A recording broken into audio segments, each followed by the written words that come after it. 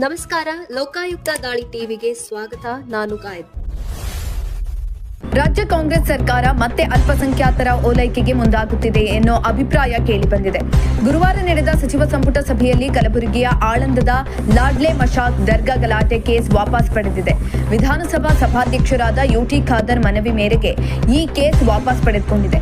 ಈ ಮೂಲಕ ಮುಸ್ಲಿಂ ಯುವಕರು ಹಾಗೂ ಕೆಲ ಮುಖಂಡರಿಗೆ ಬಿಗ್ ರಿಲೀಫ್ ಸಿಕ್ಕಿದೆ.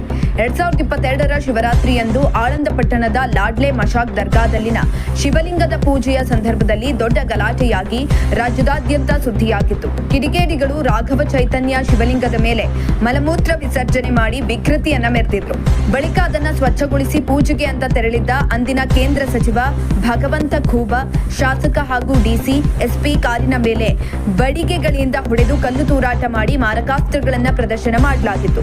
ಹೀಗಾಗಿ ಈ ಗಲಾಟೆ ಪ್ರಕರಣ ಸಂಬಂಧ ವಿವಿಧ ಮುಸ್ಲಿಂ ಮುಖಂಡರು ಹಾಗೂ ಯುವಕರು ಅವರ ವಿರುದ್ಧ ದಾಖಲಾಗಿದ್ದ ಒಟ್ಟು 13 ಪ್ರಕರಣಗಳನ್ನು ರಾಜ್ಯ ಸರ್ಕಾರ ಹಿಂಪಡೆದುಕೊಂಡಿದೆ. ಇದರ ವಿರುದ್ಧ ಜನಾಕ್ರೋಶ ವ್ಯಕ್ತವಾಗಿದೆ.